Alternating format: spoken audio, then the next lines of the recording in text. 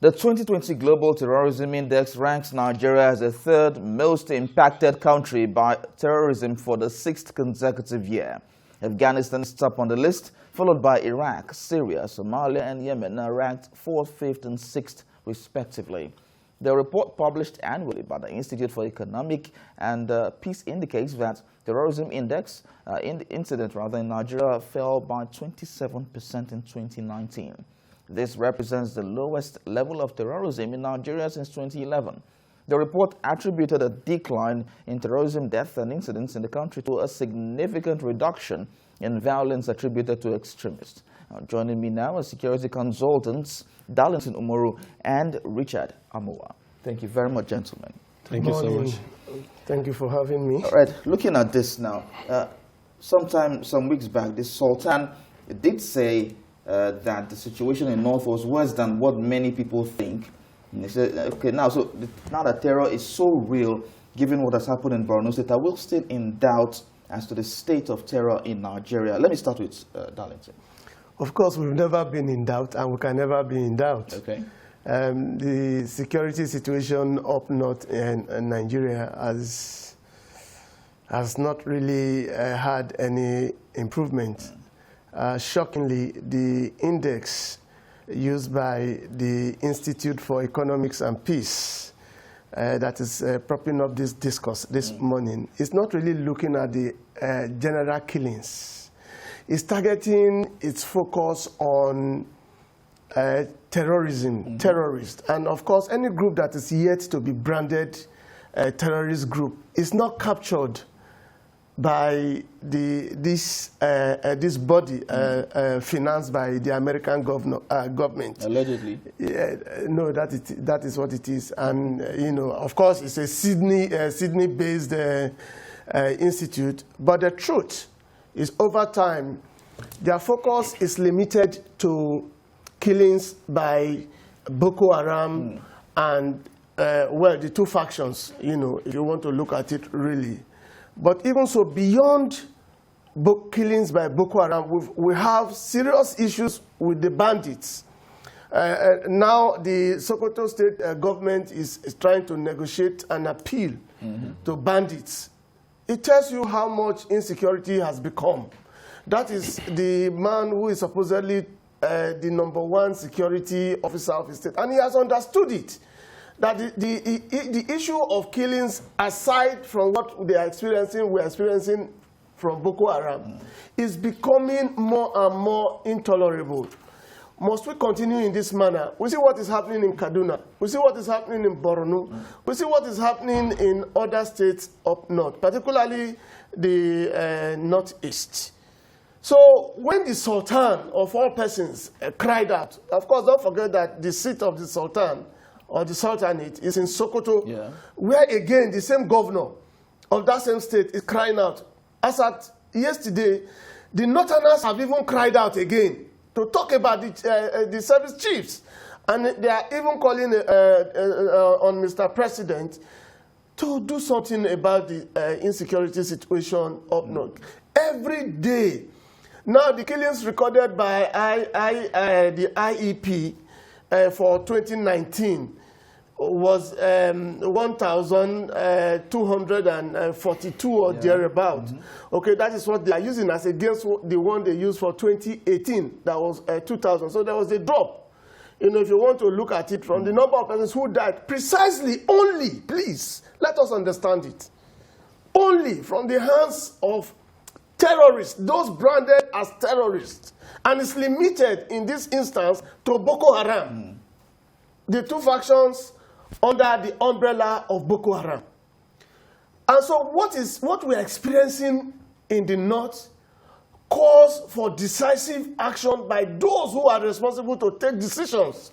And if we must not do anything, I bet you with the way we are going, those of us down south, we think we are enjoying relative peace. It is not true. Okay. It is absolutely not true. But as it is, for the Sultan of Sokoto to cry out, you know the position of the Sultan in this country and outside this country. He is the #1 Islamic leader as recognized in the world in Nigeria. And then, of course, a traditional ruler of repute, if he has to cry out, it means that he's beginning to feel what his people are feeling. It's merely echoing the cry of his people. All right, let me take Richard's thought at this point. Richard. Yep. I think I've said it all. As a security consultant, sometimes I sit back and I ask myself, how did we get to this point? It's just so sad. We have to call a spade a spade.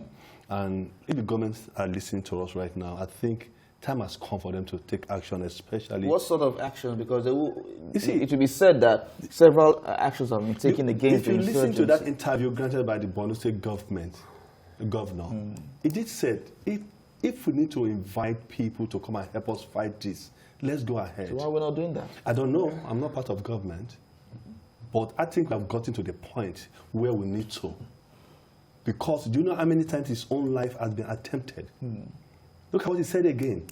If farmers could not go to farm because of their life, so we're now going to be expecting another insecurity in food. Hopefully, the way things are going. Food insecurity. So are we going to say now, let's provide police or provide civil army to farmers? So what have we not done well in the past 10 years? That's the question I've asked myself when I was called to be on this show. And I asked myself, what have we not done well? You see, I've said it time to number. We can provide every ammunition, provide every armory, every warplane.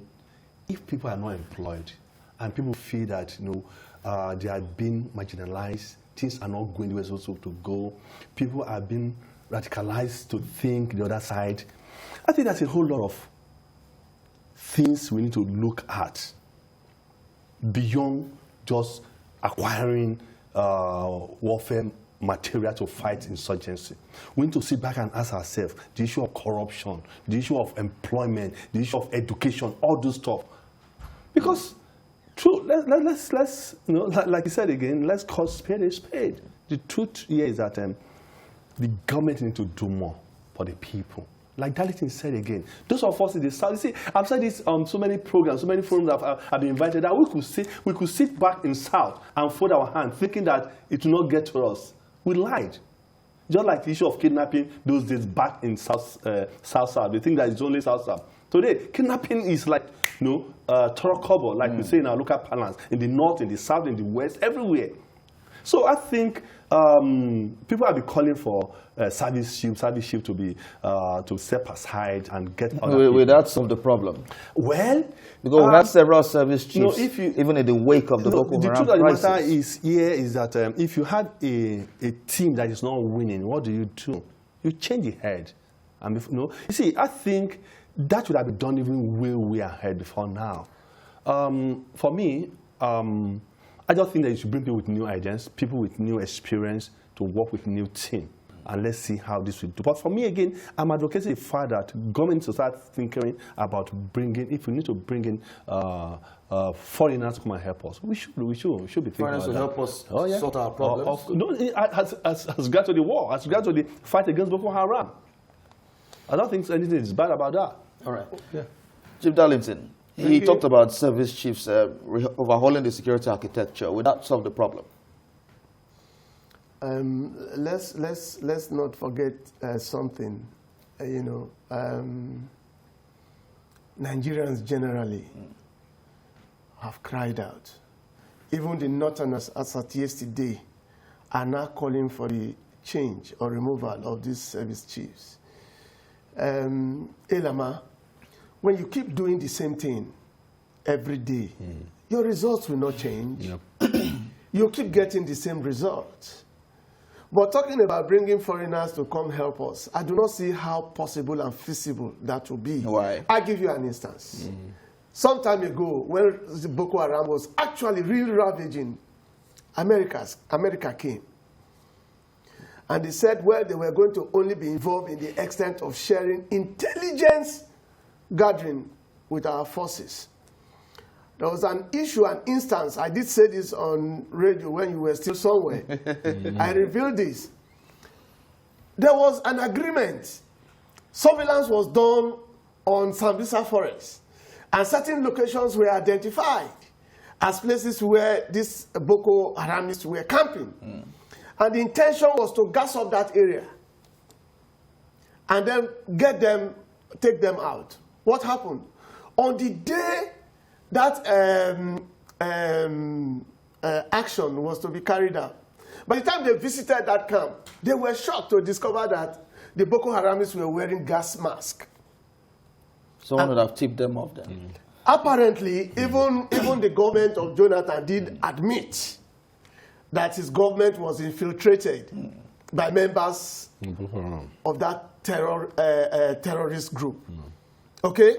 If that was what happened, they were discouraged. And what happened? They moved over to, I think, one of the neighboring countries, whether Chad or Niger, as at that time. Again, we've also had situations where our fine soldiers were ambushed.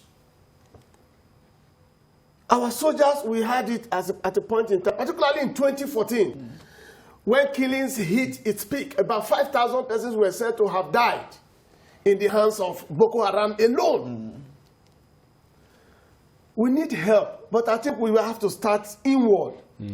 We have to looking inward. We've done a lot. Monies have been spent. What have you done? Weapons have been. The government said they've done a lot in fighting the Boko Haram, fighting insurgency in the northeast. What have you done? How much? The main. What internal factors do we also need? I'll give it to you free of charge, without demanding a kobo from you.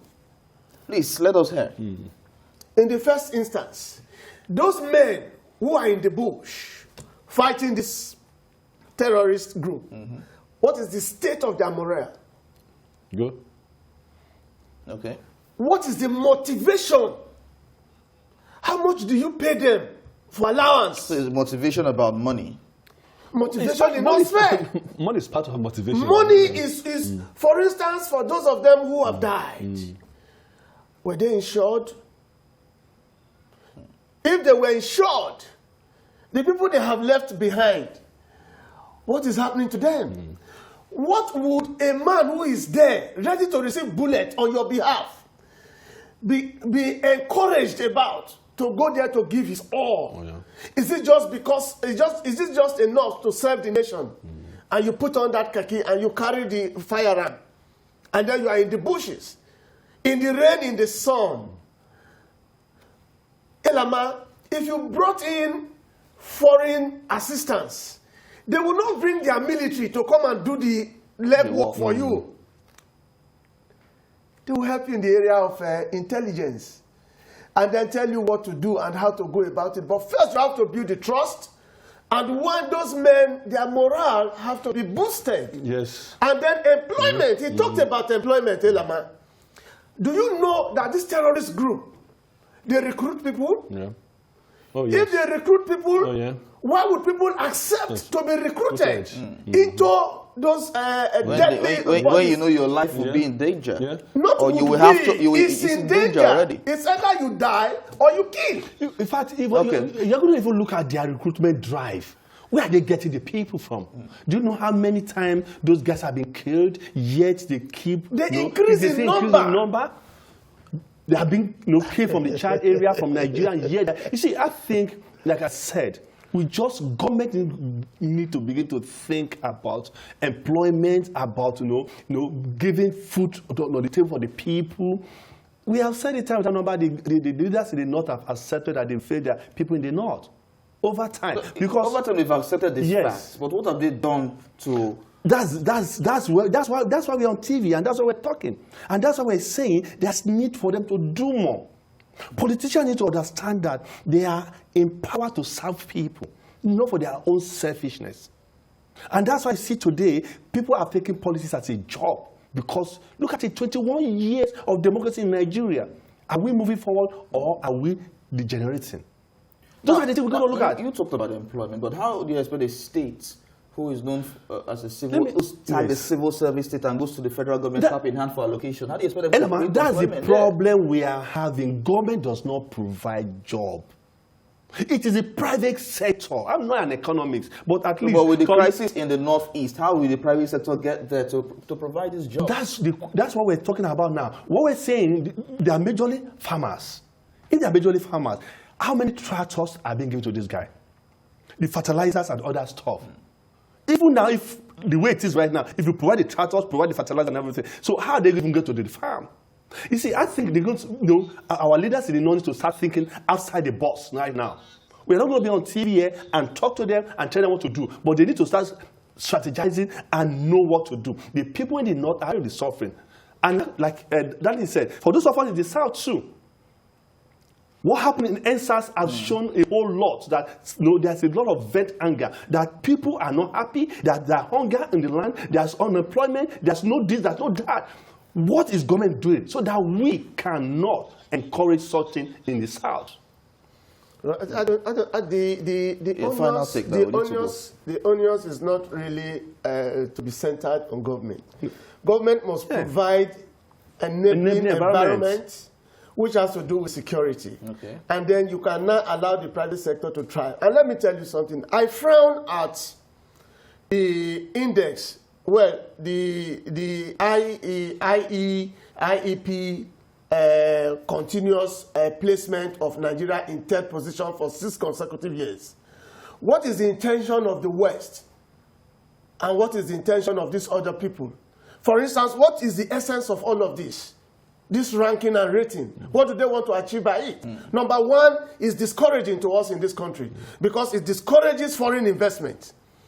Because the average foreign investor outside, when he sees a thing like this and says for 6 years, you have remained on the 3rd position, even though the same IEP had declared that the death rate had reduced drastically by about 86% between 2014 and 2019 in 5 years. So why are we still on number 3rd? It's politics, and that is why I frown at it. And that is to support... And conspiracy, international conspiracy, to run down Africa. Darlington, to even support what we are saying, it's obvious that even the present government have done so much in trying to bring down the yes, when they say they have degraded it, when they say they have degraded Boko Haram, it shows from the statistics that is even provided by the IEP. Because not even Nigeria now. Yes. Between 2014, it was 5,000. All right. In 2019, we are talking about 1,000. But even so, one life, just one life, matters a lot. Matters a lot. Yes. All right, thank you very much, gentlemen. Security consultants, Richard Amuwa and Chief Darlington Omoru, thank you so much for talking to us at this point on this developing story. Thank you. Pleasure.